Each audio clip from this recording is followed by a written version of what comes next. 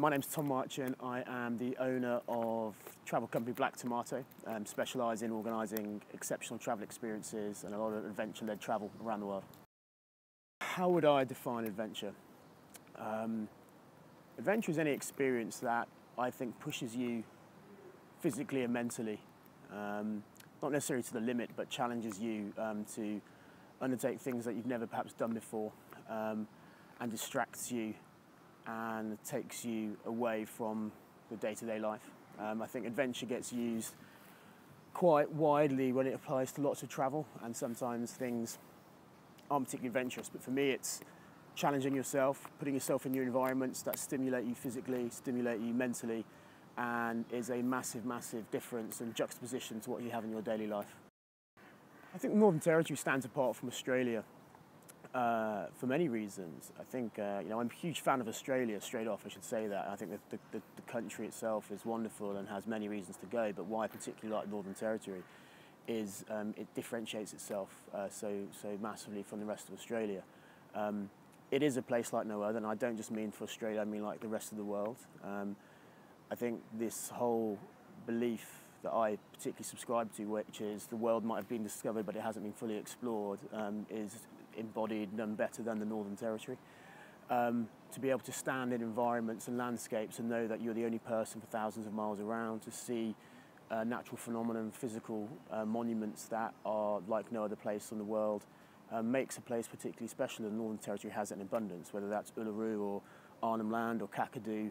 You have a wealth of different environments that make it distinct and different to the rest of Australia. And it's for that reason why I think a trip to the Northern Territory itself should be a priority for people. It shouldn't be seen as a bolt-on to other travel to whether parts of Australia or other parts of the world. For me, I've always seen the Northern Territory as a destination in its own right, and I compare it to other major destinations of countries themselves when I'm looking at places that will go and give you a great adventure and allow you to get off the beaten track and see things and experience things that, if I'm honest, perhaps you would never have thought was possible to do on this planet until you get out there. And that's what makes it a special place for me and a special place for our customers. Why should people go to the Northern Territory now? It's undoubted in my mind that Northern Territory is somewhere that resonates with a lot of people. It's going to increasingly be coming onto people's radars, if it's not already. I mean, I think it should be, but we're working hard to make sure it is. Look, it's an ancient land. It's a very special land, and I don't think it'd be.